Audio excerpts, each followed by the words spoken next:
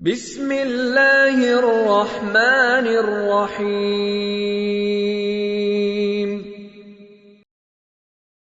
قہر جمیع الخلق بقدرتہ و برہانہ مجیدا لم یزل و محمودا لا یزال بارئ المسموکات و داعی المدعوات.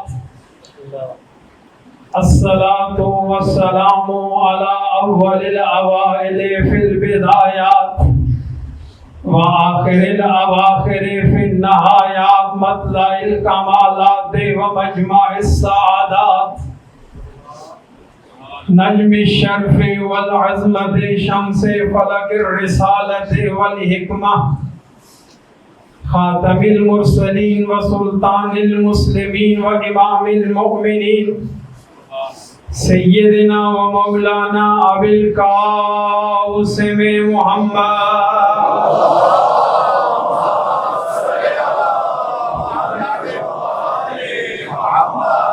وعلى وصیہ و خلیفتہ و وارث علمہ و مخزن اسرارہ و مطلع انوارہ المنصوص بنص من كنت مولاه فهذا علي مولى المخصوص بتشریف انا مدینۃ العلم وعلی بابها اسد اللہ الغالب امیر المؤمنین علی ابن ابی طالب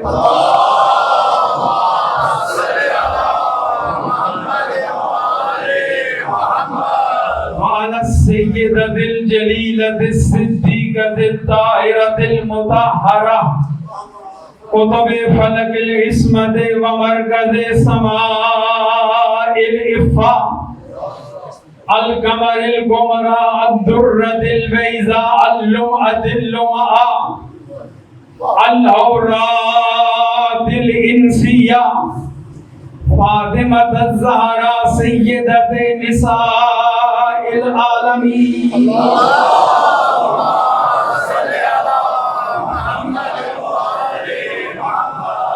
وعلى أولادها الطيبين الطاهرين المعصومين لا سيما الإمام المبين والكافي الحسين وغياث المصدر المستقيم سيدنا ومولانا وهادينا بالحق وإمام المنتظر ولعنة الله على أعدائهم أجمعين من يوم عداوتهم إلى يوم الدين.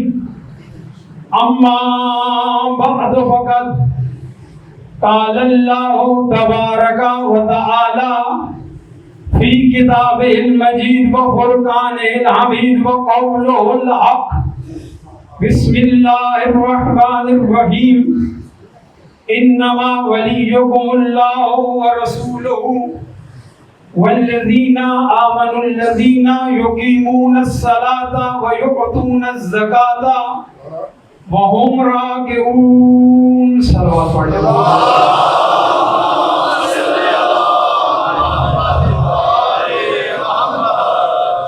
خالق اکبر آپ کی اس عبادت عالیہ کو اپنی بارگاہ میں قبول فرمائے. درسگاہ امام مظلوم علیہ السلام کی درسگاہ کا دوسرا دن ہے آج.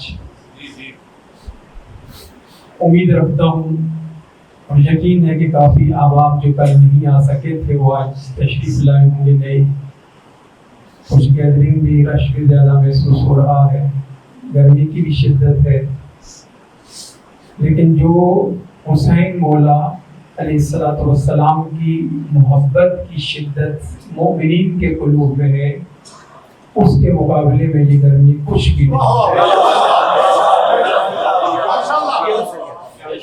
کل والی بات سے جڑتے ہیں تاکہ جو احباب کا تشریف نہیں لائے 2-3 جملوں میں کل کی باتیں, کل کا موضوع عنوان ان کے اذہان عالیہ میں پیش کریں اور بات کو آگے چلایا جائے. کل ہم نے پہلی مجلس میں تمہیداً 2 نقطے بیان کیے تھے. ایک رونا اور گریہ, اس کی اہمیت کو بیان کیا گیا تھا کہ رونا سنت انبیاء ہے, علامت زندگی ہے, شعار آدمیت ہے. کردار محمد وال محمد ہے. اور دوسرا نقطہ یہ تھا کہ دنیا میں جتنی بھی مجالس ہوتی ہیں ان میں 4 مجالس سب سے افضل ہیں، جن میں سے ایک مجلس وہ مجلس جس میں اللہ کی لاریب کتاب، بے عیب کتاب جو متفق علیہ ہے تمام مسلمین کے لیے، جس میں قرآن حکیم کی تلاوت ہوتی ہے، ذکر ہوتا ہے، وہ مجلس 4 مجالس میں سے ایک ہے جو سب سے افضل ہے. دوسری مجلس عرض کیا تھا کہ وہ مجلس جس میں علوم دین اور احکام شرعیہ کا تذکرہ ہوتا ہے. اور تیسری مجلس وہ مجلس جس میں فضائل علی ابن ابی طالب کا تذکرہ ہوتا ہے.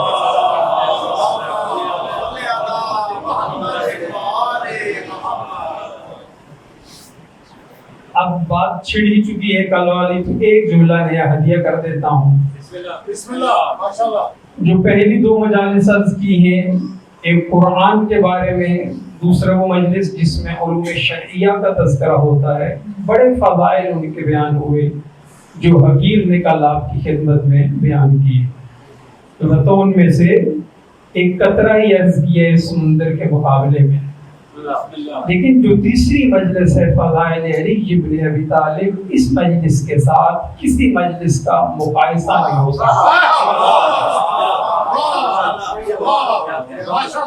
اس لیے کہ کل میں نے شیخ صدوق علیہ رحمہ جو ہمارے مذہب کی، ہمارے دین کی، ملت کی بہت بڑی شخصیت ہے، جن کی صداقت پر امام زمان علیہ السلام کی مہر موجود ہے، ان سے میں نے کل حدیث ذکر کی تھی جو 4-5 واسطوں کے ساتھ ہے کہ فقط علی کی ایک فضیلت کا ذکر کیا جائے تو اللہ سارے گناہ معاف فرمائے.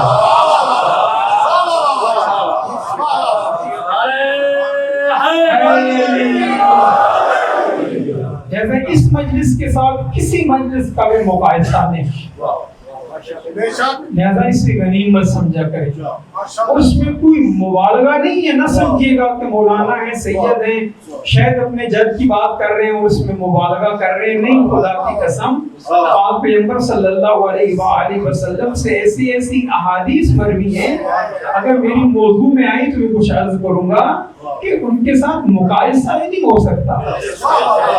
البتہ یہ الگ سی بات ہے کہ جتنے فضائل کے بارے میں حکم دیا گیا اتنی زیادہ علی سے دشمنی کی اور اتنی دشمنیوں کے باوجود بھی علی ابن ابی طالب وہ ذات گرامی ہے کہ جو ہر میدان میں علی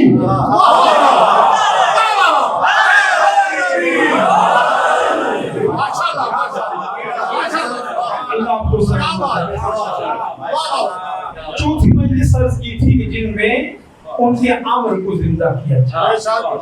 یہ کل والی گفتگو کا خلاصہ تھا جو مناسب سمجھے گا کہ آپ کی خدمت میں عرض کیا جائے.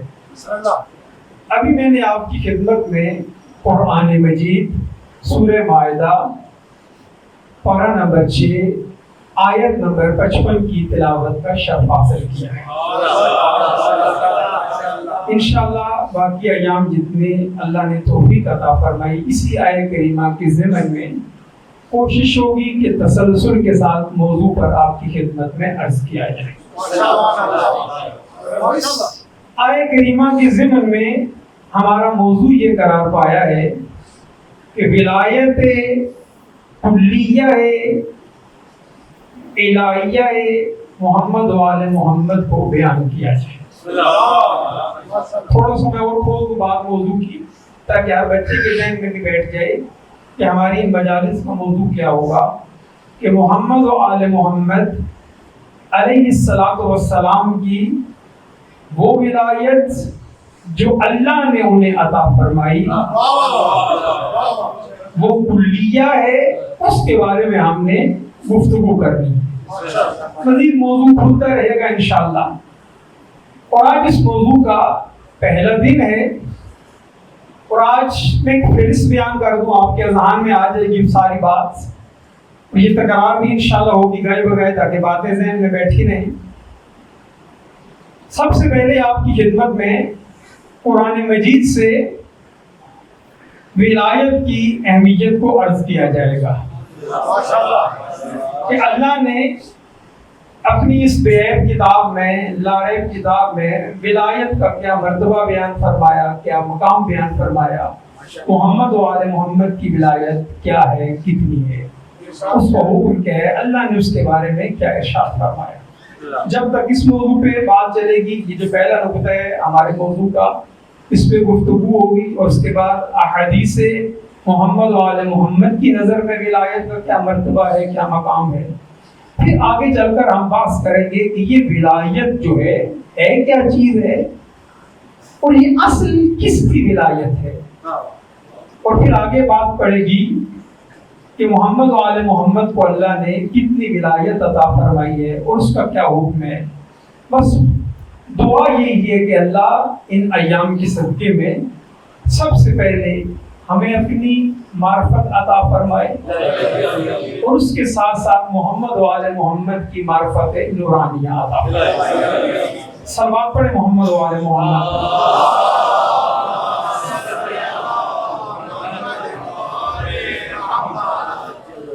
سورہ معاہدہ کی آیت نمبر 55 میں نے آپ کی خدمت میں تلاوت کی ہے۔ ایک اور آیت پڑھتا ہوں آپ کی خدمت میں، اور آج اس کے ضمن میں گفتگو آگے بڑھے گی۔ یا ایھا الرسول بلغ، آگے آیت کیا ہے؟ ماشاءاللہ، آیت مجید صاحب آپ کو آتی ہے۔ ما انزل الیک من ربک وَإِن لَّمْ تَفْعَلْ فَمَا بَلَّغْتَ رِسَالَتَهُ وَاللَّهُ يَعْصِمُكَ مِنَ النَّاسِ إِنَّ اللَّهَ لَا يَهْدِي الْقَوْمَ الْكَافِرِينَ۔ دیکھیے قرآن مجید کے بارے میں الحمدللہ رب العالمین پوری امت مسلمہ کا اتفاق ہے کہ جو اللہ کی طرف سے نازل ہوا الحمدللہ وہی ہمارے گھروں میں موجود ہے، اسی کی ہم تلاوت کرتے ہیں۔ اس کے بارے میں ذرا بھی الحمدللہ اختلاف نہیں ہے، اور سب کا یہی نظریہ ہے کہ اس میں تحریف نہیں ہوئی ہے، تبدیلی نہیں ہوئی ہے، چینجنگ نہیں ہوئی ہے، اور اس کے ایک آیت کا انکار کرنے والے کے بارے میں بھی سب امت مسلمہ کہتی ہے کہ وہ کافر ہے، دائرہ اسلام سے خارج۔ ایک آیت مجیدہ کیا، ایک لفظ کا بھی اگر کوئی انکار کرے، سب مسلمان کہتے ہیں کہ وہ دائرہ اسلام سے خارج۔ حتیٰ کہ ایک نقطے کا بھی اگر کوئی انکار کرے، چاہے اہل سنت ہو، اہل تشیع ہو، وہابی ہو، کوئی بھی ہو، سب یہ کہتے ہیں کہ وہ کافر ہے۔ اب جو بیدار اذہان تشریف فرما ہے، اور میرا یقین قوی ہے کہ شاہ صاحب سے لے کر آخر تک جتنے تشریف فرما ہیں بیدار تشریف فرما ہیں، کیونکہ گرمی اتنی ہے کہ سونے ہی نہیں دیتی، اور پہلے میں نے کہہ دیا کہ محبت حسین ہے جو اس سے اوپر والا ایک درجہ رکھتی ہے، لہذا سب بیدار ہیں اور جملہ لیں گے۔ میں کہتا ہوں یہ قرآن جو قرآن ثابت ہے، ثابت یعنی جو بولتا نہیں ہے، جو تکلم نہیں کرتا، جو خاموش ہے، جو چپ ہے، جو ہمارے گھروں میں ہے، جس کی ہم تلاوت کرتے ہیں، جس کے بارے میں کل میں نے عرض کیا تھا کہ کم از کم ہمیں اس کی 50 آیات کی تلاوت کرنی چاہیے، اور ان ایام میں سید الشہداء اور باقی شہداء کربلا کو ہدیہ کرنا چاہیے ہم سب ماتمیوں کو، عزاداروں کو۔ اس کے بارے میں سب کا نظریہ ہے کہ اگر کوئی ایک نقطے کا انکار کرے، ساری امت مسلمہ یہ کہتی ہے کہ وہ کافر ہو جاتا ہے، تو مجھے یہ حق حاصل ہے نا کہ اگر کوئی ایک نقطے کے بارے میں، قرآن ثابت کے بارے میں انکار کرتا ہے تو وہ دائرہ اسلام سے خارج ہے۔ تو اگر کوئی قرآن ناطق کا انکار کرے،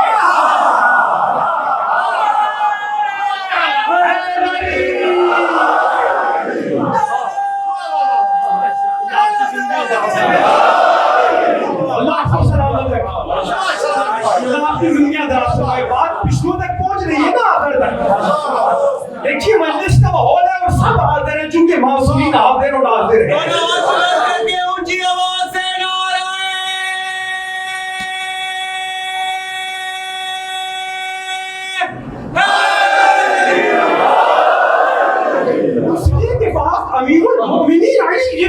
طالب نے خود ارشاد فرمایا انا الصدیق الاکبر ولا یقولها بعدی الا کذاب وانا القرآن الناطق. فرمایا کہ میں صدیق اکبر ہوں اور میں بعد اس دعوے کا کوئی بھی دعویٰ نہیں کرے گا مگر وہ جھوٹا ہوگا.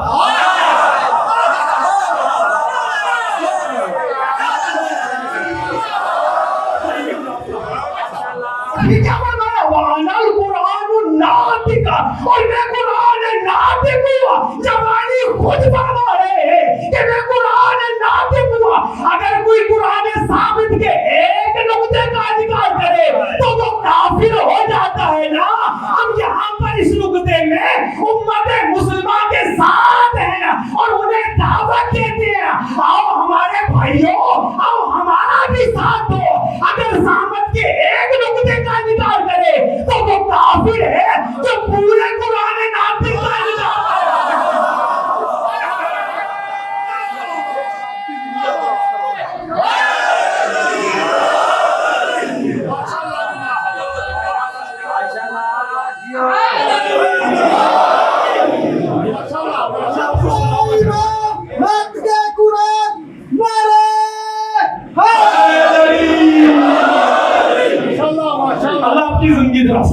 اگلا اتفاق تو سب امت مسلمہ کا ہے.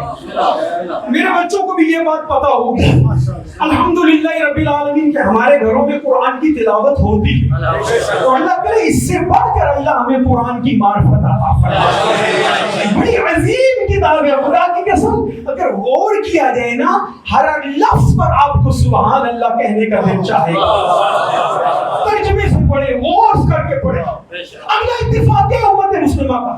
ساری امت کہتی ہے کہ سب سے پہلی آیت کون سی نازل ہوئی ہے؟ شاباش اللہ آپ کی دنیا اندراز فرمائے. جو بات پتا ہو وہ بتانی چاہیے کیونکہ کبھی کبھی ہم بھی بھول جاتے ہیں. تو جو ہمارے ہیں میں آپ کے لیے یہ بات کہہ رہا ہوں اللہ ہم بھولنے والے کے ماننے والے اور ہوتے تھے کہ جب نبی کی محفل میں بیٹھتے تھے اور جب گھر میں جاتے تھے تو اپنی بیویوں سے کہتے تھے بتاؤ نبی نے کیا فرمایا. ہمارا تو اس پارٹی سے تعلق ہی نہیں ہے نا. ہم نے معرفت علی ابن ابی طالب کے دروازے سے لینا ہے. ہم نے قرآن علی ابن ابی طالب کے دروازے سے لینا ہے جس کے بارے میں نبی نے فرمایا انا مدینۃ العلم وعلی بابها. جب معرفت ادھر سے ملے گی پھر بھولیں گے کیوں؟ سب سے پہلی آیت کون سی ہے؟ اقرا بسم ربک الذی خلق. سب سے پہلی یہ آیت. اچھا آخری آیت کون سی ہے؟ میں عرض کر دیتا ہوں سأل سائل بعذاب واقع. موضوع ذہن میں ہے نا کہ ولایت کی قرآن میں کیا اہمیت ہے. اللہ نے اس کے بارے میں کیا ارشاد فرمایا ہے. اس کے لیے ہم نے پہلی آیت کے چوز کیا یہ چنی ہے یا ایھا الرسول بلغ. میں اس تک پہنچنا چاہتا ہوں لیکن طریقے سے ترتیب سے. آخری آیت کون سی ہے؟ سأل سائل بعذاب واقع. یہ آخری ہے وہ پہلی یہ آخری. اب اس آخری آیت جو ہے اس سے پہلے ایک آیت ہے جسے سیکنڈ لفظ کہا جائے گا آج کے بچوں کی زبانوں میں. وہ کون سی ہے؟ الیوم اکملت لکم دینکم. الحمدللہ ہمیں یہ یاد ہے واتممت علیکم نعمتی ورضیت لکم الاسلام دینا. یہ اس سے پہلی والی آیت ہے. اور اس سے پہلے والی آیت کون سی ہے جو میں نے تلاوت کی ہے؟ یا ایھا الرسول بلغ ما انزل الیک من ربک. اب چاروں آیتوں کو ایک دفعہ گن لیں تو بات آگے بڑھ گئے. سب سے پہلی آیت اقرا بسم ربک الذی. بات سمجھ آ رہی ہے نا. اور جو آخری آیت ہے سأل سائل بعذاب واقع. اس سے پہلے الیوم اکملت لکم. اس سے پہلے کون سی ہے؟ یا ایھا الرسول. اچھا اس یا ایھا الرسول کو اتنا ذہن میں بیٹھ گیا کہ اس کے بعد فقط 2 آیتیں نازل ہوئی ہیں. یہ ترتیب اگر ذہن میں بیٹھ جائے بڑی باتیں ذہن میں بیٹھیں گی بڑے موضوعات سمجھ آئیں گے انشاءاللہ. یہ ترتیب میں ذہن میں رکھیں. یعنی یا ایھا الرسول کے بعد فقط 2 آیتیں اتری ہیں. ایک الیوم اکملت لکم دوسرا سأل سائل بعذاب واقع. اچھا اس آیت کریمہ میں اللہ کیا فرما رہا ہے جو میرے نوجوانوں کو بچوں کو یاد ہے؟ یا ایھا الرسول اے رسول بلغ، امر کا صیغہ ہے، مولانا تشریف فرما ہے، حکم ہے اللہ کی طرف سے پہنچا. کیا پہنچا؟ ما انزل الیک من ربک، ما موصولہ ہے جو یہاں پہ نظر نہیں آ رہا، اس کے اندر کچھ ہے. ما انزل، جو تیرے رب کی طرف سے تجھ پر نازل کیا گیا.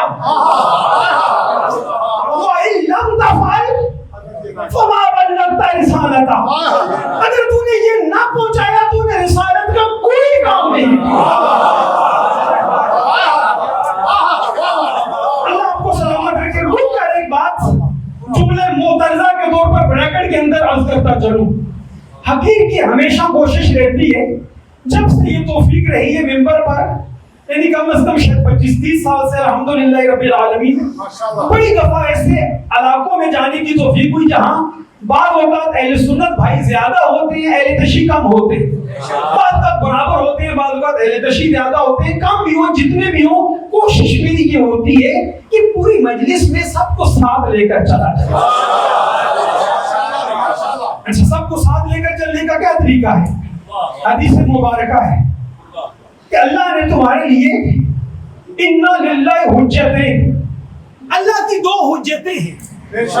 کون کون سی؟ حجت ظاہریت و حجت باطنیہ. ایک ظاہری حجت ہے، وہ کون سی ہے؟ 1,24,000 انبیاء، اولیاء، اوصیاء کی ظاہری اللہ کی طرف سے حجتیں ہیں. وہ حجت باطنیہ، اور ایک باطنی حجت ہے، وہ کون سی ہے؟ وہ ہماری عقل ہے. تو جب نبی نے یا ان کے وسیع نے کوئی بات ہمیں بتائی ہے، ہم تک پہنچی ہے، اور اس کو ہم نے سمجھا ہے، اگر ہم اس پر عمل نہیں کریں گے، اس کا انکار کریں گے، بروز معاشر 1,24,000 انبیاء، اولیاء، اوصیاء اعتراض کریں گے، میرے اللہ ہم نے بات پہنچائی تھی، اسے بات سمجھ آئی تھی، لیکن اس نے اس کو مانا نہیں تھا. اب چونکہ نبی ہے، حجت ہے اللہ کی طرف سے، لہذا سزا ملے گی. اسی طرح سے حجت باطنیہ ہے. اگر بات سمجھ آئی آپ کو، آپ کی عقل نے کہا بالکل جو کہہ رہے صحیح کہہ رہا. عقل شیعہ تو نہیں ہوتی نا؟ نہیں غور فرما رہے. نہ شیعہ ہوتی ہے، نہ وہابی ہوتی ہے، نہ سنی ہوتی ہے. عقل ہوتی ہے نا. لہذا عقل کے حساب سے آپ نے فیصلہ کرنا ہے. جو حقیر عرض کر رہا ہے، کیوں میں یہ باتیں کر رہا ہوں؟ چونکہ یہ منبر کسی کے باپ کی میراث نہیں ہے.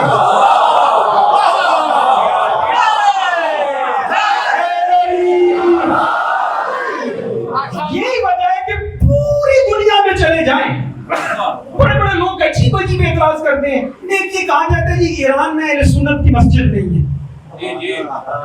بعض جو متعصب ہوتے ہیں، جو عقل پہ پردہ ڈالنے والے ہوتے ہیں، وہ یہ کہتے ہیں، میں کہتا ہوں آئیں چلیں سیستان بلوچستان دیکھ لیں. عبدالحمید صاحب ان کے سب سے بڑے مولوی ہیں. اب جو کہتے ہیں کہ نہیں ہے وہاں پر مسجد، وہ عبدالحمید صاحب جمعہ کہاں پڑھاتے ہیں؟ پورا سیستان بلوچستان بڑھا ہوا ہے. اسی طرح مقصد کیا ہوتا ہے؟ شیعت سے دور کیا جائے. لیکن اس امام بارگاہ کے باہر یہ پوری کھاڑیاں میں چلے جائیں، گجرات میں چلے جائیں، جیلم میں، لاہور میں، جہاں چلے جائیں، پاکستان میں، پوری دنیا میں چلے جائیں، وہاں ایک مذہب شیعہ آپ کو ملے گا. نہ ہماری مسجد میں یہ لکھا جاتا ہے کہ یہ مسجد شیعہ ہے. اللہ آپ کو سلامت رکھے. نہ ہمارے ممبر سے یہ تبلیغ ہوتی ہے کہ یہ شیعوں کی مجلس ہے. پتہ ہے دنیا کو، سب کو، لیکن ہماری سب کو دعوت ہے، ہم سب کو بلاتے ہیں. کیوں؟ اس لیے کہ یہ ممبر کسی کے باپ کی میراث نہیں، یہ ممبر حسین ہے.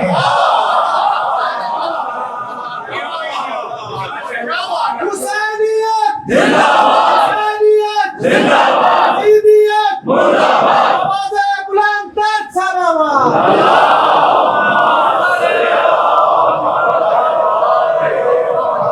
اسی وجہ سے ہمارے کسی بزرگ شاعر نے کہا تھا، انسان کو بیدار تو ہو لینے دو، ہر قوم پکارے گی ہمارے ہیں حسین. لہذا ہم چاہتے ہیں کہ اس ممبر سے خدمت ہو، لوگوں کو پتہ چلے. اب یہ جو باتیں کر رہا ہوں اس کو اپنی عقل کے حساب سے سنیے گا. قرآن کی آیت مجیدہ میں نے آپ کی خدمت میں عرض کر دی ہے، سورہ معاہدہ آیت نمبر 67، اسے گھر جا کر خود ترجمہ کریں، مولانا صاحب سے نہ پوچھیں، نہیں مولانا صاحب کی بات نہیں عرض کر، ٹھیک ہے نا؟ یہ نوجوان میں آپ کو یونیورسٹی کہتے دیکھیں وہ آپ کے بارے میں کہہ رہے تھے کہ مجھ سے نہ پوچھے گا، نہیں ان سے ضرور پوچھیں، باقی جو ہے نا آگے پیچھے سے نہ پوچھیں، اپنی عقل سے پوچھیں، اور ترجمے سب سامنے رکھ لیں اہل سنت کا اہل تشیع کا۔ دیکھیں اس میں کیا کہا جا رہا ہے کہ اے رسول پہنچا وہ جو تجھ پر نازل کیا گیا۔ اب اپنی بات عقل سے سوچنی ہے، وہ کیا چیز ہے؟ آیا نماز کا حکم ہے؟ آیا توحید کا حکم ہے؟ آیا اللہ عدل کی بات کر رہا ہے؟ نبی توحید کے بارے میں انہیں بتا جو تجھ پر نازل کیا گیا۔ اگر توحید کا نہ بتایا تو تو نے رسالت کو کوئی کام نہیں کیا۔ آیا عدل کی بات ہے؟ آیا نبوت کی بات ہے؟ آیا قیامت کی بات ہے؟ آیا نماز کی بات ہے، روزے کی بات ہے، حج کی بات ہے، جہاد کی بات ہے؟ کس کے بارے میں ہے؟ میں کہتا ہوں توحید کی بات نہیں۔ کیوں؟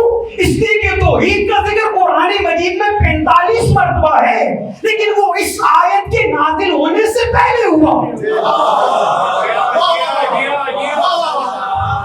آیا عدل کی بات ہے؟ عدل کی بات نہیں، کیوں؟ عدل کا 16 مرتبہ ذکر ہے، لیکن قرآن مجید میں اس آیت کے نازل ہونے سے پہلے ہوا۔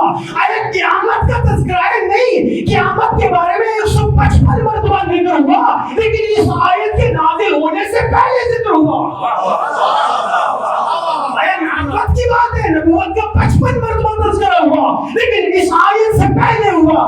آیا روزے کی بات ہے؟ روزے کا 4 مرتبہ ذکر ہوا، لیکن اس آیت سے پہلے نازل ہوا۔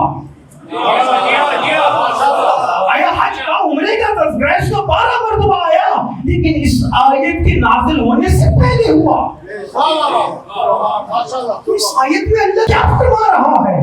یا ایھا الرسول، حقیقت چیلنج ہے، دعویٰ ہے، ادعا ہے، پورا قرآن مجید دیکھ لیجئے، اس طرح کے انداز اللہ کی طرف سے اپنے حبیب کے لیے نہیں ملتے۔ اللہ نے جب بھی نبی سے خطاب کیا، مخاطب ہوا اللہ تبارک و تعالیٰ بڑے پیار سے بولا، کبھی فرمایا یا ایھا المدثر، جس طرح ہمارے نبی سے بولا اس طرح کسی نبی سے نہیں بولا، نہ ان جگہوں پہ نہ اس جگہ پہ۔ کبھی فرمایا اے چادر کو اوڑھنے والے، کبھی فرمایا یا ایھا المزمل، اے کملی کو پہننے والے، کبھی جب اصحاب کے مجمع میں دیکھا فرمایا یاسین والقرآن الحکیم، اے میرے سید و سردار نبی، کبھی فرمایا سبحان الذی اسری بعبدہ لیلا من المسجد الحرام الی المسجد الاقصی، فرمایا پاک ہے وہ پروردگار جو اپنے عبد کو راتوں رات لے گیا۔ کبھی فرمایا لا اقسم بہذا البلد، مجھے اس شہر کی قسم ہے میرے حبیب جس میں تو رہتا ہے، ووالد وما ولد، مجھے اس باپ کی بھی قسم ہے اور ان بیٹوں کی بھی قسم ہے۔ اصول کافی میں جناب یعقوب کلینی علیہ الرحمہ نے فرمایا ووالد وما ولد سے مراد امیر المومنین ہے اور باقی 11 امام ہیں۔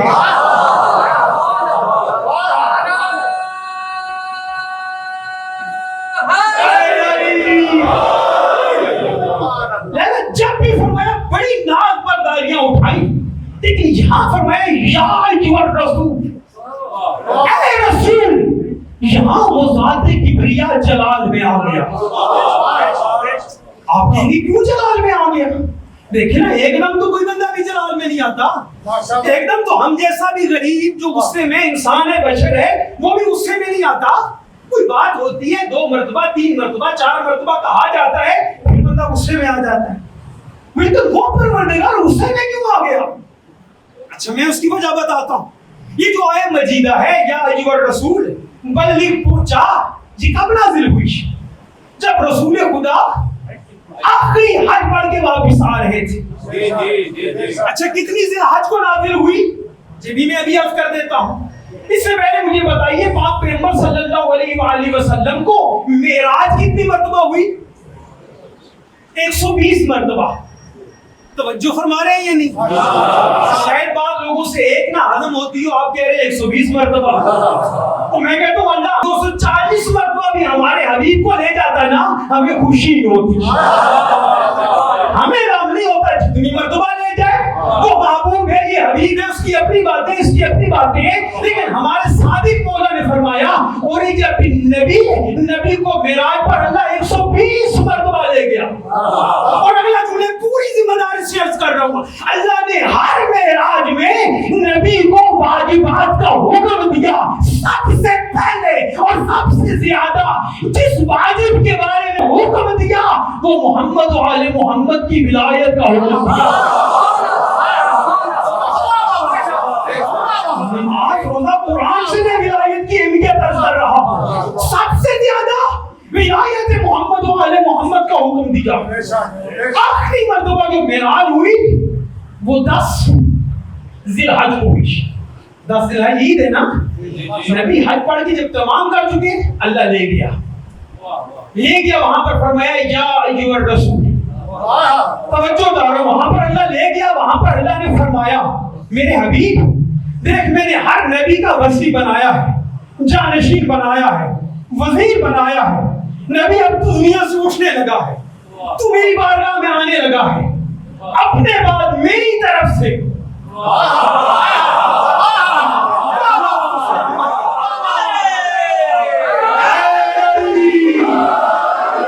اپنی طرف سے نہیں، اپنے بعد میری طرف سے علی کو اپنا وزیر بنا، اپنا جانشین بنا، اپنا وزیر بنا، اپنا خلیفہ بنا، اپنا وزیر بنا کر آ، یہ حکم دیا، نبی آ گئے۔ اب جب آئے 10 ذی الحج گزری، 11 گزری، 12 گزری، نبی بیان نہیں فرما رہے ہیں۔ آپ کہیں گے کیوں نہیں بیان فرما رہے ہیں؟ اس لیے کہ نبی کو ماحول کا ڈر ہے کہ ابھی میں نے فقط ان کو 23 سال تبلیغ کی ہے، میں نے یہ بھی بتانا ہے کہ میں دنیا سے جا رہا ہوں، اور میرے بعد علی تمہارا امام ہے، میرا خلیفہ ہے، جانشین ہے، وزیر ہے، یہ نہ ہو کہ یہ الٹے پاؤں پھر جائیں سلام سے۔ نبی ڈر رہے ہیں، پریشان ہو رہے ہیں، چپ ہیں۔ بات بڑھتی گئی 12، بتا رہا ہوں کہ اللہ نے کیوں سختی سے کہا اے رسول، جب معراج پہ بلایا اس وقت یہ آیت نازل نہیں ہوئی، اس وقت فقط یہی فرمایا کہ پہنچ جا کے بتا کہ تیرے بعد علی جانشین ہے، علی وزیر ہے۔ اب 11 گزری، 12 گزری، 13 گزری، 16 ذی الحج آ گئی۔ 16 ذی الحج اللہ نے پھر جبرائیل کو بھیجا، جبرائیل جانا میرے حبیب کو سلام کہہ، اور جا کر کے سورہ ہود کی پہلی آیت ہے، جا کر دیکھ لینا، لعلک تارک بعض ما یوحی، میرے حبیب سے کہہ جا کر لگتا ہے کہ جو بات تجھے وحی کی گئی ہے نا، جو تجھ پر نازل کیا گیا ہے نا، لعلک تارک، لگتا ہے تو اس کو چھوڑ رہا ہے، لیکن جا کر کے اس کو چھوڑنا نہیں ہے، یہ بات بتانی ہے دنیا کو۔ اب 16 بھی گزر گئی، 17 بھی گزر گئی، اب مقام کون سا آ گیا؟ غدیر کا۔ پتہ نہیں آج میں پہنچ پاتا ہوں یا نہیں پہنچ پاتا۔ جب اس مقام پر پہنچے، چونکہ اس کے بعد سب نے جدا ہو جانا تھا، بعد نے لکھا 1,20,000 کا مجمع تھا۔ اب جب اس مقام پر پہنچے، وہاں پر اللہ نے فوراً روک دیا، فل سٹاپ، یا ایھا الرسول۔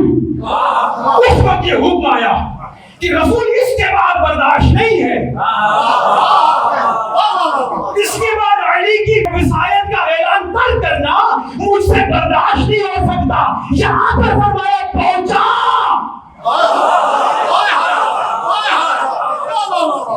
جو تجھ پر نازل کیا گیا ہے۔ بات کتنی سخت ہے۔ وَإِن لَّمْ تَفْعَلْ فَمَا بَلَّغْتَ رِسَالَتَهُ۔ کون ہے؟ آخری نبی ہے، اور ہمارے پاک پیغمبر فرماتے ہیں کہ دین کے پہنچانے میں سب سے زیادہ تکالیف میں مصطفیٰ نے اٹھائی ہے۔ منہ کو لوگوں نے پتھر مارا، مصائب آئے انبیاء پر، سب انبیاء پر بڑی بڑی مصیبتیں آئیں، لیکن ہمارے نبی فرماتے ہیں کہ سب سے زیادہ مصائب میں مصطفیٰ نے جھیلے ہیں۔ اور اللہ کیا کہہ رہا ہے کہ اگر یہ نہ پہنچایا گیا تو تم نے رسالت کا کوئی کام نہیں کیا۔ مطلب کیا؟ یعنی فقط یہ نہیں کہ نبی کی رسالت، یعنی 1,24,000 رسالتیں خطرے میں ہیں۔ اگر یہ نہ پہنچایا گیا لیکن ساتھ یہ بھی فرما دیا میرے حبیب ڈر نہیں، پریشان نہیں ہو، واللہ یعصمک من الناس، تجھے اللہ لوگوں کی شر سے بچائے گا۔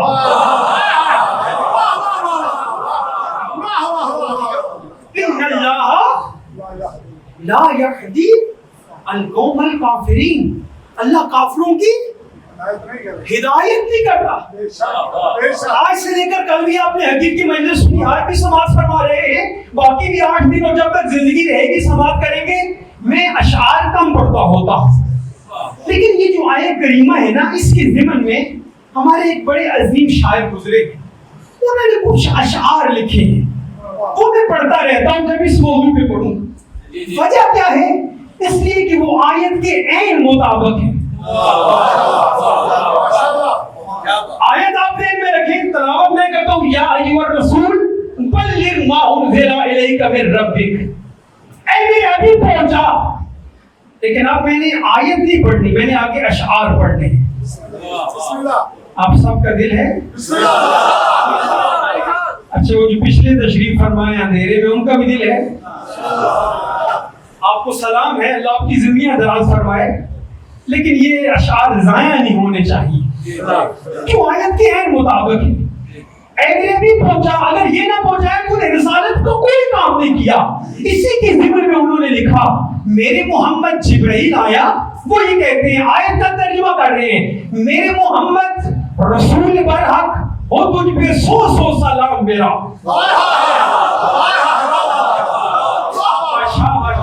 میرا ساتھ دیجیے گا تاکہ میں پہنچا سکوں، میرے محمد رسول برحق اور تجھ پہ 100 سلام میرا، یہیں پہ رک جا اور سن لے اشہد ضروری پیام میرا۔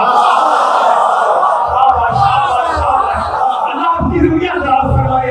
ہر ایک حاجی کو پوری تفصیل سے سنا دے کلام میرا، اسی میں پوشیدہ ہے رسالت، اسی میں پنہان مقام میرا۔ بلایا تھا جس غرض سے میں نے سواری بھیجوا کر آسماں پر، رضا ہے میری وہ راز کھل جائے آنے واحد میں 2 جہاں پر۔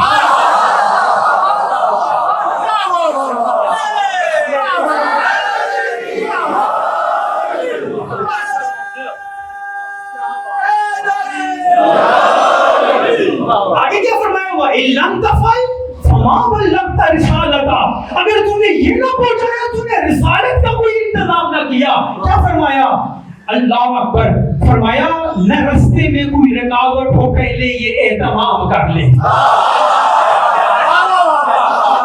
اللہ اکبر، نبی نے کہا تھا نا بلال بلا ذرا ان کو، اور بلال نے کیا کہا تھا؟ حی علی خیر العمل۔ آج حی علی خیر العمل سے کیوں درد ہوتا ہے؟ اس لیے کہ حی علی خیر العمل ولایت علی کی طرف سے آیا۔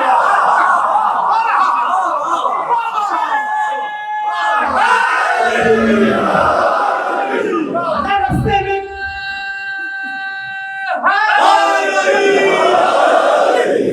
رستے میں کوئی رکاوٹ ہو، پہلے یہ انتظام کر لے، شجر حجر ہو نہ برق ہو، ابھی سے یہ اہتمام کر لے۔ جو آگے بڑھ گئے ہیں وہ پیچھے آئے، اسی جگہ پر قیام کر لے۔ بلا کی گرمی دوپہر کو فلک کے نیچے مقام کر لے، جو موجود ہو وہ سن لے، جہاں بھی جائیں وہاں بتا دے، میں حکم دیتا ہوں جو بھی مل جائے اسی کو یہ پیغام سنا دے۔ اچھا آگے کیا فرمایا؟ واللہ یعصمک من الناس، جن کے ذہن میں ترجمے وہ ٹال اچھلیں گے، خدا کی قسم پوری توجہ چاروں میرا ساتھ دیجیے گا۔ کیا فرمایا؟ میں جانتا ہوں یہ سنتے ہی کئی دلوں میں انتشار ہوگا۔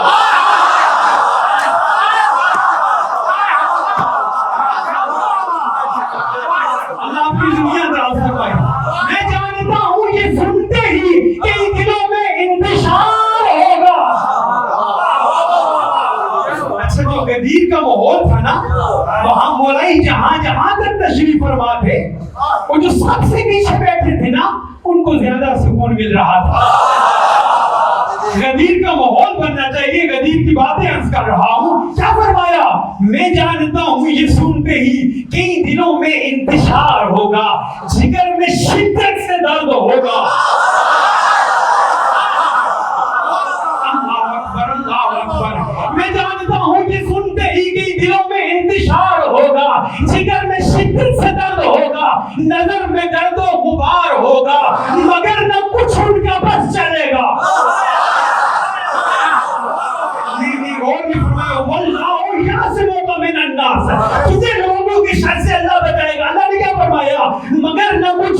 بس چلے گا، جو شک کریں گے شکی بنیں گے، انہیں پہ تو بے شمار ہوگا، مگر نہ کچھ ان کا بس چلے گا، نہ مطلقاً اختیار ہوگا، جو شک کریں گے شکی بنیں گے، انہیں پہ تو بے شمار ہوگا۔ اب جو بیدار توجہ ڈالو، نرانا ممبر بنا کے حیدر کو آج اپنا وسیع بنا دے، پکڑ کے بازو بلند کر کے علی مولا انہیں دکھا دے۔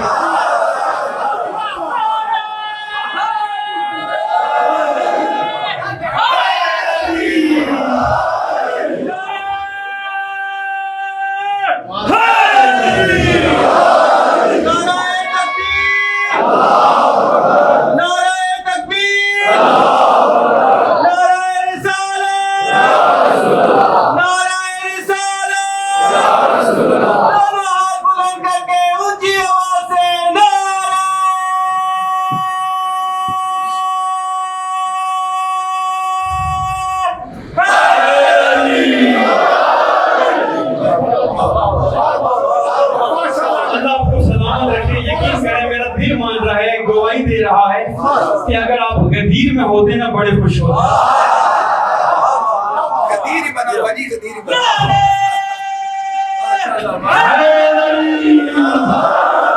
اللہ شیخ صاحب کو، زیدی سادات کو، سب انجمن والوں کو، عزیزوں کو، نوجوانوں کو، بزرگوں کو سلامت رکھے۔ خدا کی قسم غدیر ہی تھا۔ اور سنیں گے یہ تو صدوق صاحب کیا کہتے ہیں جو شاعر آل محمد ہیں، کہتے ہیں عجب سما تھا۔ غدیر بنا ہوا ہے نا، میں دیکھتا ہوں کتنا غدیر بنا ہوا ہے۔ عجب سما تھا رسول خوش تھے، خوشی مسلط تھی دو جہاں پر۔ آپ کو سلامت رکھے۔ عجب سما تھا رسول خوش تھے، خوشی مسلط تھی دو جہاں پر۔ حقیر ذرے بھی اڑ کے جاتے دکھائی دیتے تھے آسماں پر۔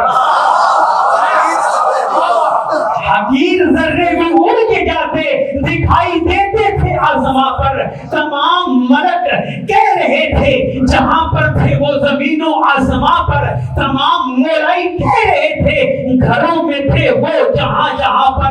اب سب نے مل کر میرا ساتھ دینا ہے۔ تمام مولائی اس وقت بھی کہہ رہے تھے، اب بھی کہہ رہے ہیں، اور قیامت تک کہیں گے۔ کیا کہہ رہے تھے؟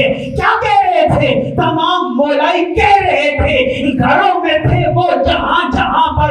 علی اخی ہے، علی صفی ہے، علی وسیع ہے، علی ولی ہے۔ اگلا جملہ سب نے مل کر کہنا ہے، علی ولی ہے، علی ولی ہے، علی ولی ہے، علی ولی ہے۔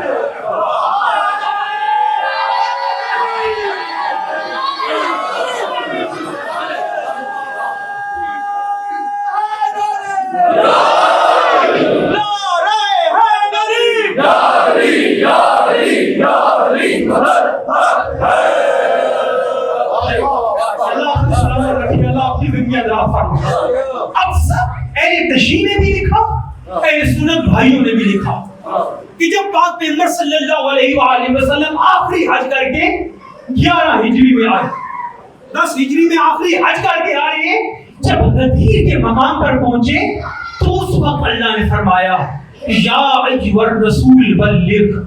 اب آپ نے اپنی عقل سے فیصلہ کرنا ہے، جب آخری حج ہے تو اللہ کہہ رہے میرے حبیب پہنچا جو میں نے نازل کیا ہے۔ میں نے کیا کہا تھا؟ نماز نہیں ہو سکتی، روزہ نہیں ہو سکتا، حج نہیں، کچھ بھی نہیں ہو سکتا۔ کیوں؟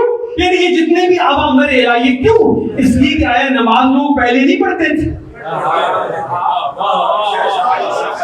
اگر یہ کہا جائے کہ یہ نماز کا حکم ہے، اس کا مطلب ہے یہ ابھی نماز کا حکم نازل ہو رہا ہے۔ آیا حج کا حکم ہے تو حج تو ابھی کر کے آ رہے ہیں۔ آیا زکات بھی دیتے تھے، روزہ تو پہلے رکھتے تھے۔ رسالت کی بات پہلے ہو چکی ہے کہ نبی مان رہے ہیں، توحید کو اللہ کو مان رہے ہیں نبی کی زبان سے، ساری چیزیں مان رہے ہیں، تو آخر میں ایک بات بچتی ہے جو نبی نے فرمایا۔ جب بلال سے کہا بلال روکو ان کو، بلال نے حکم دیا ہے یا علی خیر العمل، سب کو اکٹھا کیا گیا، سب ادھر آگے، جو پیچھے آ رہے تھے وہ آگے بڑھے۔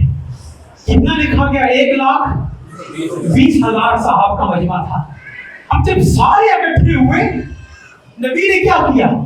اچھا وہاں گرمی تھی یا سردی تھی؟ اچھا مجھے ایمان سے بتائیں، میں اگر مکے کی گرمی میں نہیں، اس گرمی میں دن کی 11 بجے آپ کو بلاؤں کہ کل آپ سے ایک بڑا ضروری کام ہے، اور ہے بھی بالکل سیم میں، نہ کوئی شامیانہ ہے اور جوتے بھی بارگاہ سے باہر اتار کے آنے ہیں، اللہ آپ کو سلامت رکھے، اللہ آپ کی دنیا دراز کرے، اور پانی کا انتظام بھی بڑا دور ہے غدیر کے مفوارے پہ۔ اب میں آپ کو کھڑا کروں 1 گھنٹے 2 گھنٹے، لوگ سارے اکٹھے ہو جائیں کھاریاں والے، اور میں آخر میں آ کر کہوں کہ میں آپ سب کا دوست ہوں۔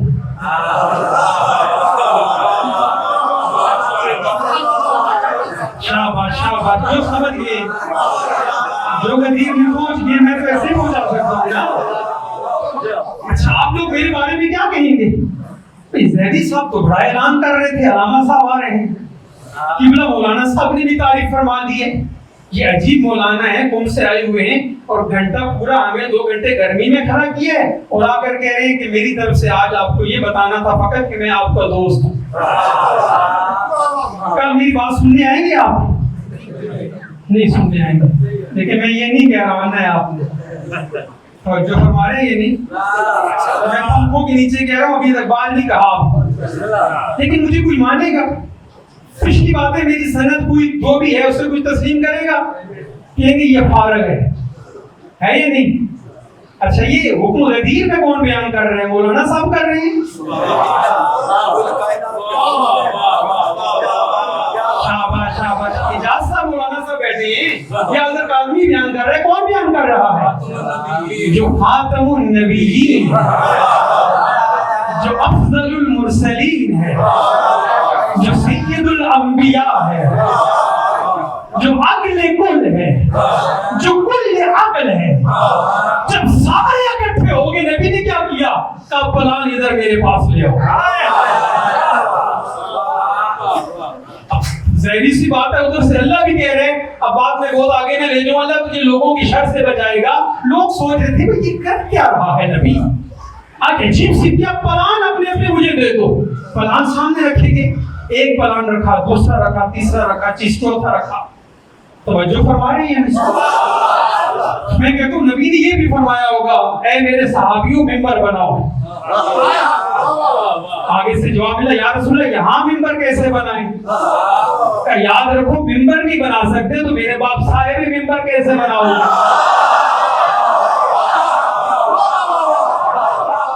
اللہ آپ کو سلامت رکھے، اللہ آپ کی زندگی دراز فرمائے۔ ممبر نہیں بنتا تو صاحب ممبر کیسے بناؤ گے؟ اچھا پلانوں کا ممبر بنایا، 11 پلان ایک دوسرے کے اوپر رکھے۔ میں کہہ رہا ہوں یہ کون ممبر بنوا رہا ہے؟ جو سید المرسلین ہے، جناب سلیمان نبی کا نام سنا ہے؟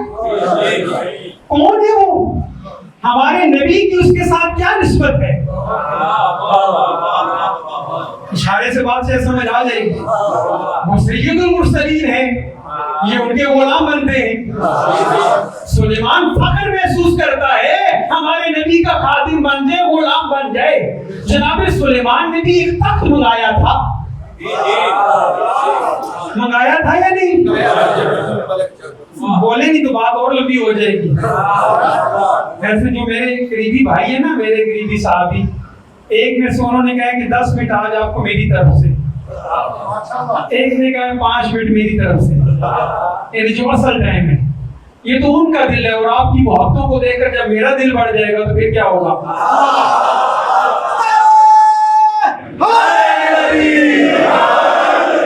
انہوں نے تخت منگایا تھا یا نہیں؟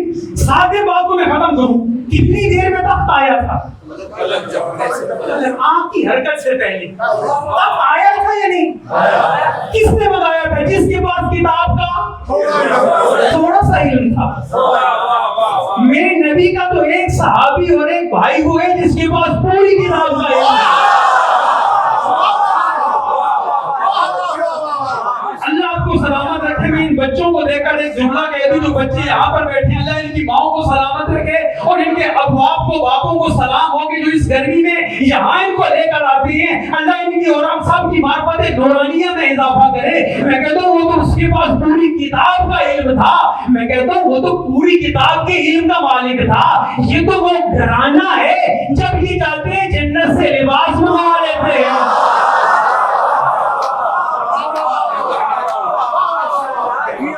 ان کے بچے کیا ان کی خادمہ بھی اگر جائے تو جنت سے کھانا منگوا لیتے ہیں. آیا نبی ممبر نہیں منگا سکتے تھے؟ اور میں کہتا ہوں میرے نبی کے تو صحابی رضی اللہ تعالیٰ عنہ اتنے عظیم تھے, اتنے لمبے قد والے بہادر تھے. اگر نبی حکم دیتے تو وہ 2 درہموں میں جا کر مدینہ سے ممبر اٹھا کر لے آتے. لیکن نبی نہ منگوا رہے ہیں, نہ سلیمان سے کہہ رہے ہیں, نہ اس سے کہہ رہے ہیں جس کے پاس پوری کتاب کا علم ہے, بلکہ کہتے کیا ہے کہ یہاں فلانوں کا ممبر لگایا جائے. اس کی وجہ کیا ہے؟ کبھی سوچا ہے آپ نے اس پر؟ اس کی وجہ کیا ہے؟ کیوں آخر ایسا کیا گیا؟ دیکھیے میں آپ کے پاس آیا گفتگو کرنے کے لیے, لیکن میں نے زیدی صاحب سے کہا زیدی صاحب کل میں آؤں گا نا جب, تو مجھ سے پہلے یہ ممبر ہٹا کے یہاں ایک کڑونجی رکھ دیجیے گا. کڑونجی سمجھتے ہیں یا نہیں سمجھتے؟ جس پر برتن گھڑے رکھے جاتے ہیں, گڑونجی اسے کہتے ہیں ہماری پنجابی میں. اس پر گھڑے رکھے جاتے تھے. اب میں نے اسے کہا کل ممبر نہیں ہونا چاہیے, وہ گڑونجی ہونی چاہیے. اب یہ کہیں گے کیوں؟ میں نے کہا رکھ دیجیے گا, مہربانی کیجیے گا. اب انہوں نے کیا کیا, محبت کی, کہا سید صاحب ہیں, انہوں نے کہہ دیا کہ رکھ دی. اب میں نے کہا اس پر بیٹھ کے تقریر میں نے کرنی ہے, پریشان آپ ہوئے بیٹھے ہیں. توجہ فرما رہے ہیں. اب جب میں چلا گیا بالفرض اور 10 سال 20 سال گزر گئے, اس کے بعد زیدی صاحب نے پھر مجھے کہا بھول کر کہیں میرا نام پڑا تو کہا قاضی صاحب ایک دفعہ اشرف پھر پڑھ دیں. توجہ چاہ رہا ہوں, میں چاہ رہا ہوں کہ نبی نے فلان کیوں بنایا تھا, فلانوں کا ممبر کیوں بنایا تھا. تو انہوں نے اشتہار میں میرا نام دے دیا, سید اظہر عباس قاضی صاحب آئیں گے. تو کسی نوجوان نے پوچھا وہ کون ہے؟ دوسرے نے کہا یار یاد نہیں آ رہا. تیسرا سمجھدار سا تھا, تیز تھا, ہوشیار تھا, زیرک تھا. اس نے کہا ہاں وہی مولانا صاحب. شاباش شاباش, جنہوں نے گڑونجی پر بیٹھ کر تقریر کی. اب غدیر کا حکم سارے بھول جائیں.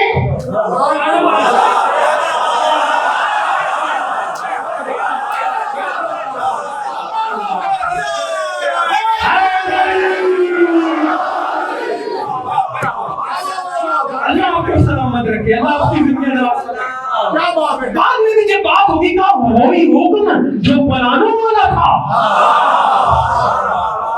نبی نے کیا فرمایا, من تم تو مولا ہو. اچھا نبی نے ایسے بھی انگر دیا نہیں, ممبر پر پلانوں پر خود بھی کے ساتھ علی کو بھی لے کر کے, اور ایسے بھی علی کے دونوں بازو بلند کیے.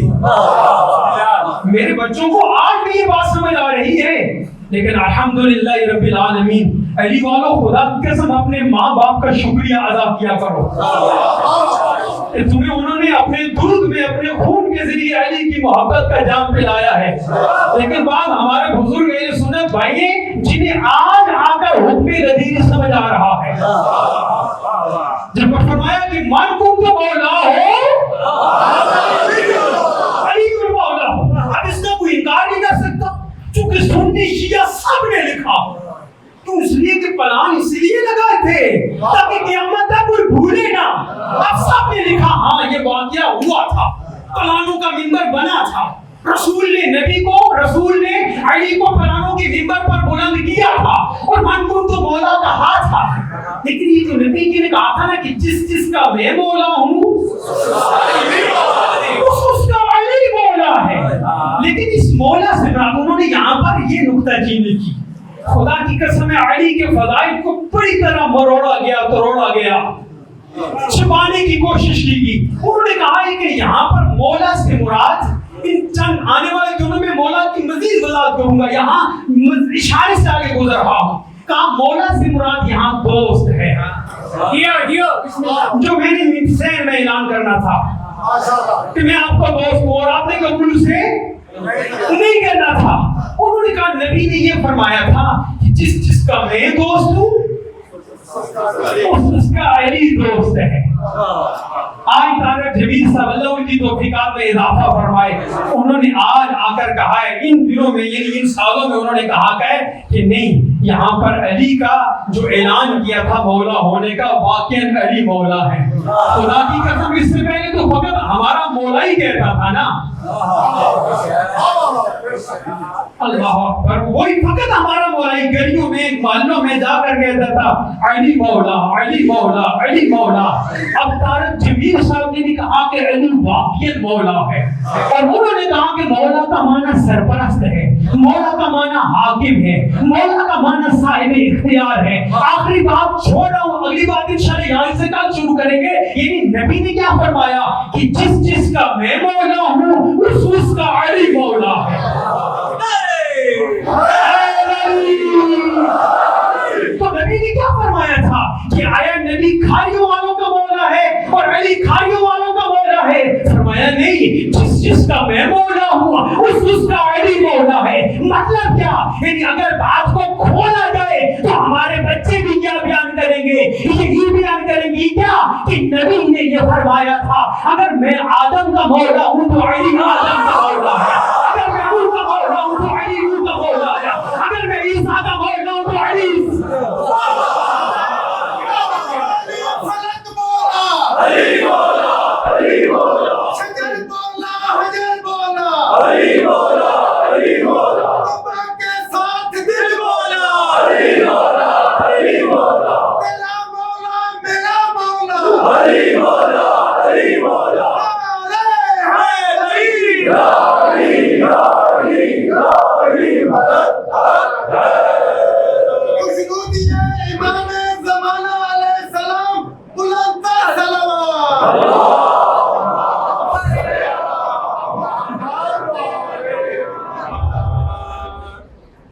کی قسم ہے. اگر کم از کم طارق جمیل صاحب کی طرح لوگ سمجھ جاتے ہیں نا مولا کا کیا معنی ہے، حسین کو مدینہ نہ چھوڑنا.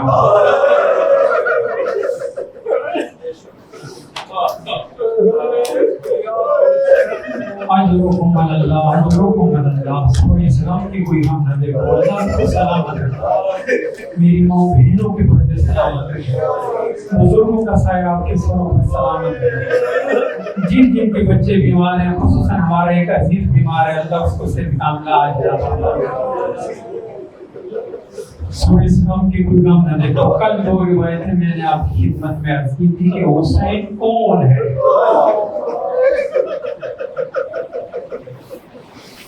مسجد نبوی میں بیٹھے ہیں، حاکم شام کا انتقال ہوتا ہے، یزید خط لکھتا ہے حاکم مدینہ کو، ولید بن عتبہ، اے ولید انتقال ہو گیا ہے، اور یہ چند نام لکھ رہا ہوں، اس کی بیعت لے، اور یاد رکھنا جو بیعت نہ کرے اس کا سر قلم کر کے میرے پاس لوگی دے. جن میں سے حسین ابن علی ابن ابی طالب علیہ السلام ولید نے قاصد کو بھیجا، نبی کا حسین مسجد نبوی میں عبادت الہیہ میں مصروف ہے. خط لے کر قاصد آیا، مولا نے نامے کو پڑھا، خط کی پڑھا. مولا نے فرمایا جا کر اس کو بتا میں آتا ہوں تجھے. حسین مولا گھر میں تشریف لائے، بنو ہاشم کے نوجوانوں کو تیار کیا. جو نوجوان عادتار بات سمجھ ہیں وہ انتظار نہ کرنا، اور دل کی گہرائیوں سے عرض کر رہا ہوں، خدا کی قسم چند دن کا مہمان ہے بطول کا بیٹا. اجرکم اللہ اجرکم اللہ، اس غم کے علاوہ کوئی غم نہ دیکھو۔ جب مولا نے بنو ہاشم کے 30-32 نوجوانوں کو سنایا نا خط کہ ولید نے مجھے دربار میں بلایا، باتیں تو وہی تھی نا جو بنو ہاشم کے قبیلے میں بار بار دہرائی جاتی تھی جب سے مولا کی ولادت ہوئی تھی۔ جب سب بیویوں نے بھی سنا، حضرت زینب سلام اللہ علیہ نے بھی سنا، بی بی فوراً تڑپ دی، پریشان ہو گئی، کہا بھیا ولید نے دربار میں بلایا ہے۔ کہاں بہن زینب، ولید نے مجھے بلایا ہے، لیکن بہن پریشان نہیں ہو۔ مولا لے کر گئے، سب نوجوانوں کو دروازے کے باہر کھڑا کیا، فرمایا جب تک میں بلاؤں نا اندر نہیں آنا، اور اگر میری آواز بلند آ جائے پھر میرا انتظار نہ کرنا۔ اندر تشریف لے گئے، ولید نے خط پڑھ کر سنایا، کہا یزید نے بیعت مانگی، کہا ہم نبوت کے گھر والے ہیں، قرآن ہمارے گھر میں نازل ہوا ہے، وہ فاسق ہے، وہ فاجر ہے، وہ شراب پینے والا ہے، وہ کتوں سے کھیلنے والا ہے، ہم اور اس کی بیعت، اور تو میری اس بیعت سے راضی نہیں ہوگا، کل پتہ چلے گا بیعت کس نے کرنی ہے۔ حسین چلنے لگے، یہ اتنے میں ایک ملعون مروان نامی وہ کہتا ہے ولید حسین کو نہ جانے دے، اگر حسین بیعت کرتا ہے تو ٹھیک ہے، اگر نہیں کرتے ہیں تو حسین کا سر قلم کر دے۔ اتنا کہنا تھا، حسین نے کہا یبن زرگاہ تجھے بھی یہ ضرورت ہے، تو میرے قتل کی بات کرتا ہے۔ اتنا کہنا تھا کہ دروازہ خیبر کی طرح اڑا۔ علی کا عباس بیٹا آگے آگے اکبر ہے، اجرکم اللہ رضوان سلام علیکم، اللہ آپ کی زندگی عذاب فرمائے۔ مجھے نظر زبان حال ہے، مولا عباس فرماتے ہیں مولا میری زندگی میں آپ کے قتل کا نام کس نے؟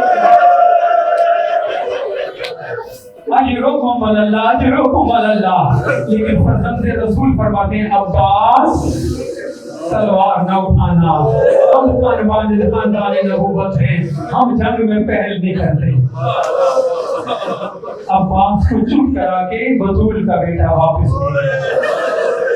اجرکم اللہ اجرکم اللہ، آج بطول کا بیٹا جب دربار سے واپس جا رہا ہے نا عزادارو، ہو غیرت مندو نوجوانوں عزت دارو، آج بطول کا بیٹا پہلے جب چلتے تھے نا مدینہ کی گلیوں میں حسین سر جھکا کر چلتے تھے، آج کبھی اس دیوار کو دیکھ رہے ہیں۔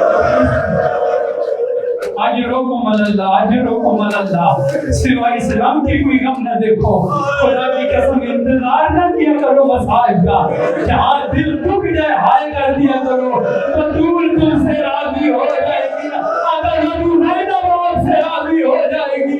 اجرکم اللہ عزادارو، آج کیوں مدینے کی دیواروں کو دیکھ رہے ہیں، حسرت بھری نگاہوں سے کہہ رہے ہیں مدینہ کی گلیوں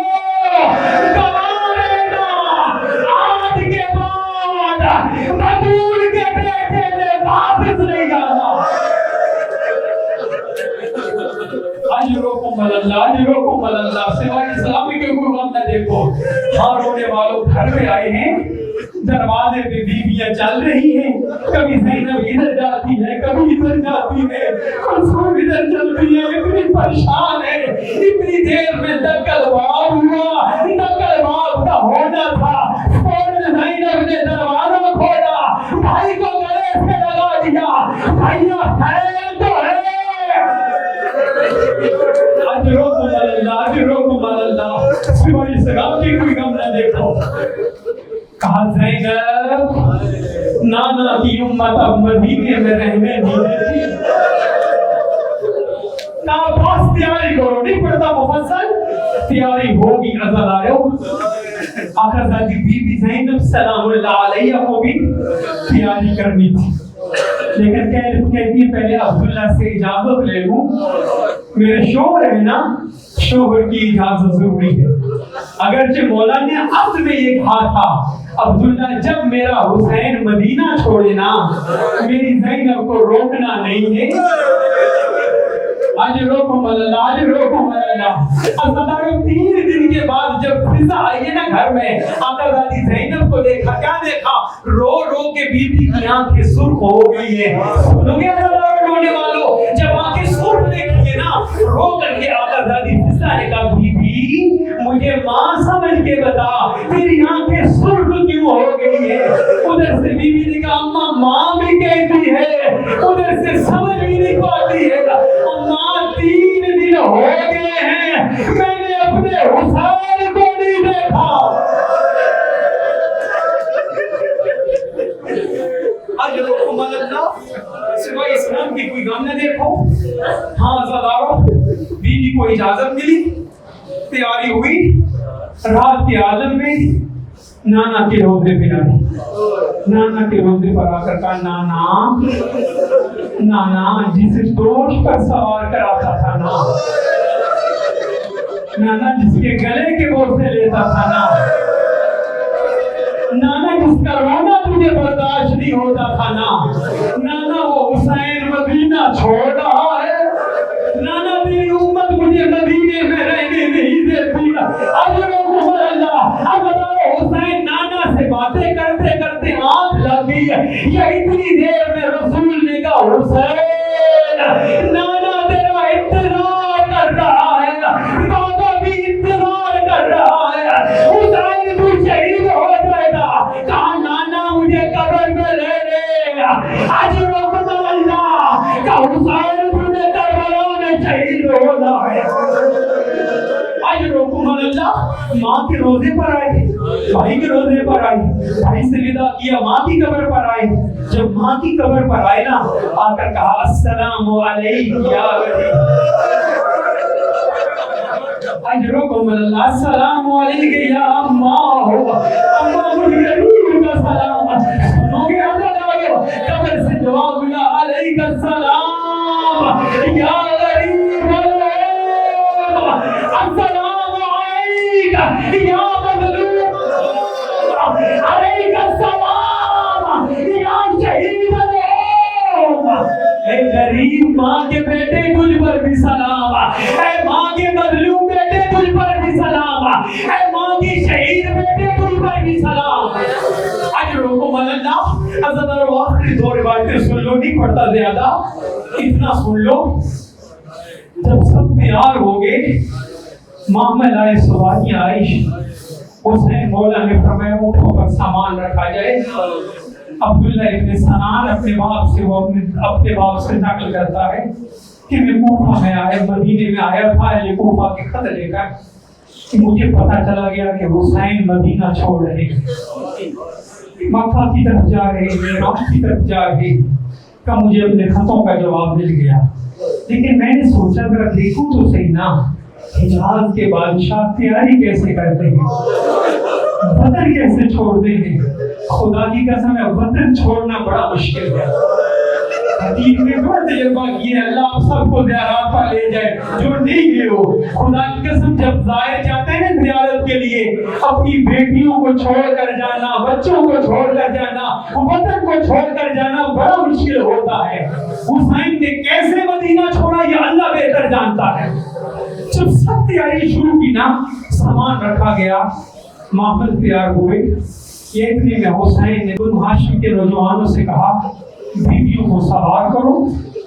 یہ اتنے میں یہ کیا کہتا ہے راوی, کہتا ہے کہ میں نے دیکھا جب مولا نے حکم دیا, ایک کالا پردہ ہٹا, 2 بیویاں باہر نکلی. یہ اتنے میں ایک خوبصورت نوجوان آیا, اس نے کہا ہٹ جاؤ, راستہ دے دو, بیویاں سوار ہونے لگی ہے. کہتے ہیں 2 بیویاں عزت والی باہر آئی, کالے گھوڑے میں لپٹی ہوئی. یا اس نوجوان نے اپنا زانو پیش کیا, ایک بیوی نے قدم رکھا, بامن میں سوار ہو گئی, یا دوسری بیوی سوار ہو گئی. یا اتنی دیر میں اسی نوجوان نے 2 چھوٹی چھوٹی بچیوں کو لایا, ایک کو ایک بیوی کے معامل میں دیا, دوسری کو دوسری بیوی کے معامل میں دیا. اتنے میں ایک اور نوجوان باہر نکلا, اس نے کہا بنو ہاشم ہٹ جاؤ, میری ماں سوار ہونا چاہتی ہے. راوی کہتے ہیں میں نے پوچھا یہ بیوی کون ہے, کہا مجھے بتایا گیا یہ نوجوان علی اکبر ہے، اپنی ماں لیلا کو سوار کرا رہا ہے۔ اتنے میں ایک اور نوجوان آیا، اس نے کہا راستہ دے دو۔ اجرکم اللہ کا میں نے کہا یہ کون نوجوان ہے؟ کہا قاسم ہے، اس نے اپنی ماں کو سوار کرایا۔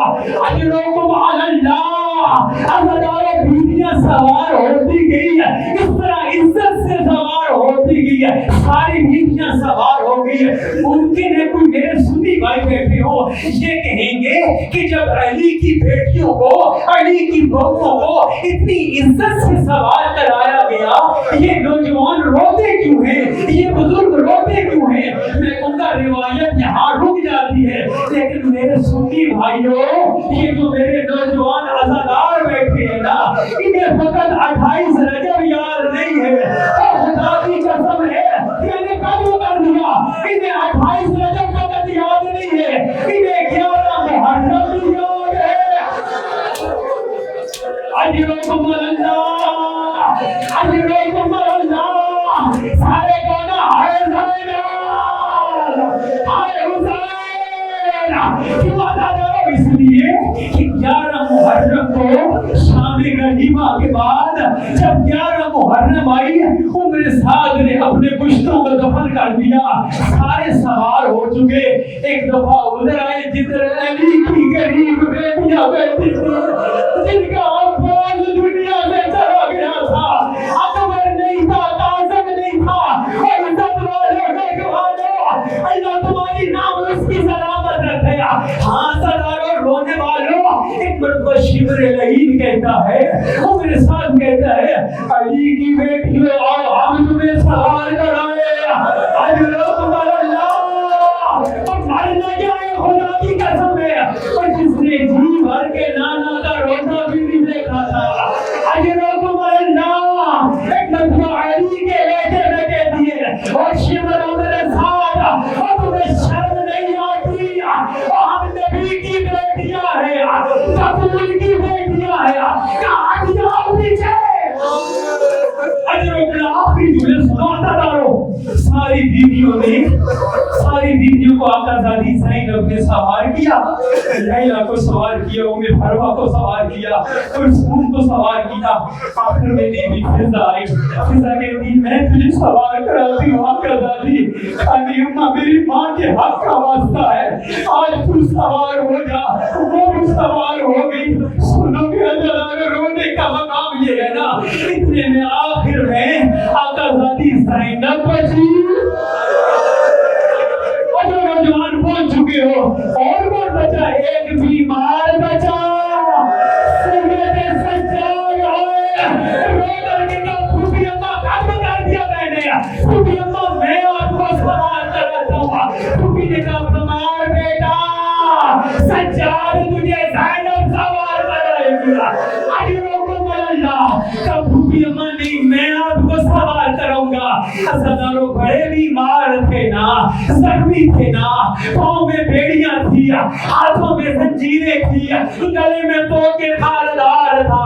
اتنی میں سجاد جھکے، اب نہ پوچھو کیا ہوا۔ آقا زادی جو سوار ہونے لگی، ایک مرتبہ لگ گئے اور گرنے لگے، اب مجھے معاف کر دینا۔